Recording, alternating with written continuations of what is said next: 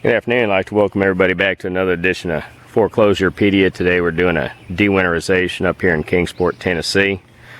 One of the first things we like to do is we come over here to the water meter. Now we're already underway. I'm just going to walk you through these steps. You can see I have a water key that I'm going to go ahead and turn the water on with. I had a zip tie right here that tied those together. I just simply snipped that. There's one fundamental to remember on this. You're doing a dewinterization. You need to go ahead and have your compressor, and what you want to do is you want to charge your lines just like you do with winterization, just to make sure that it's holding pressure. You don't want a bunch of surprises and water everywhere. I didn't include that in this video because I try to keep these 2 or 3 minutes long. Anyway, we come up here. You can see we've removed the winterization signs. We put a dewinterization sign. Just come along here, purge my valves. Have my outside spigot looking pretty good, no major airflow.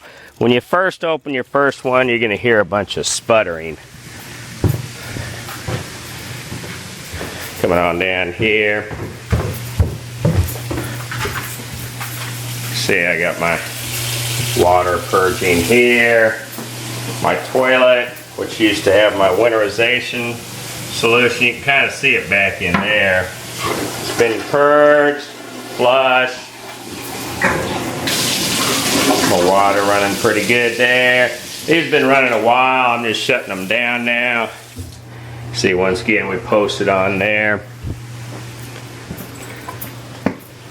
Can't see too well in there. Got my water heater though. Right from jump though, remember, you got your fuse panel here. When you fire everything up, you want that water heater off because it has water in it now. We've kicked it on because we need to test and make sure that that's working. I've thrown all my fuses just because it's 107 here today. So I want to feel at least a little bit cooler. So over here is your RPZ valve, generally in a modern home. Very equipped with that. You know, your back flush, back feed. Right down here is our main water. I don't know if you can hear it. You heard me turn it off. I've turned it on. These, once again, are generally zip tied. Document the fact that my power's on, obviously. Come back upstairs here. Because the industry is so off the wall, sometimes contractors will actually have the valves on, sometimes they won't, so that's something you need to bear in mind. I'm looking good here. Tested my washing machine. My oven's on. This is another deal. This is a refrigerator. I generally turn the ice compartment off simply because they may just be looking at it and may not want ice in there. If there's ice in there when they turn the power off, you have a mess when you come back in. You document everything again. You can see we're missing a light fixture there. Other than that though, this is a pretty nice house here. All my old forms that said this property has been winterized, all those are trashed. I'm going to hang also my other signs here.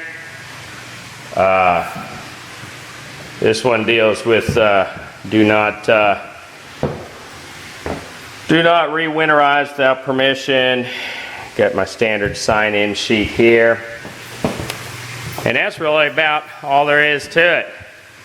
My dewinterization sign always goes in the front, on every appliance, on the fuse panels, next to my sign-in sheet. So let's recap once again. we're going to start the procedure.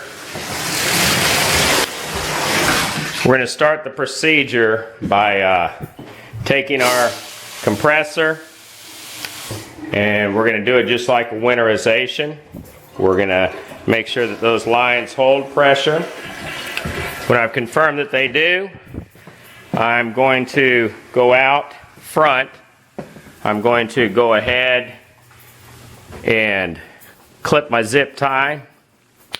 That's securing my lever in place. I'm going to take my water key. I'm going to turn the water on. If you have an associate with you, it usually works a lot better, because that way one person can be on the inside. And we'll go ahead and flush this. You can see that's our old winterization solution. We want to make sure we get all of this out of here. You have an associate, just check the lines just to be sure. I'm then going to come inside. I'm going to begin with my signs. I'm going to get all my signs hung properly. I'm going to take a picture at each and every fixture. I'm going to take a picture of my signs at each and every fixture. I'm going to take a picture of all my lights and power on. And then I'm going to take a picture both before, wherein the winterization solution is in the toilets, and then after I've purged them. After the water heater is filled up, not before. After the water heater has filled up, I'm going to turn it on. The only sidebar or caveat to that is some areas of the country you have natural gas. If the gas is on, you are going to be responsible for actually turning that gas on, flaming it up, making sure that it turns over properly. Natural gas is one of those items that is generally best left to a professional. Your utility companies will generally come out free of charge, fire it up. Some communities require that the utility provider do it, and you are not allowed to. It's been another edition of Foreclosurepedia. It's been a dewinterization. Thank you all for tuning in. Remember, every Sunday night at 21:30 hours Eastern Standard Time, the Foreclosurepedia Radio Network airs its podcast. We do a Q&A session. You can send your questions in to COO@foreclosurepedia.org. And we thank you for tuning in today.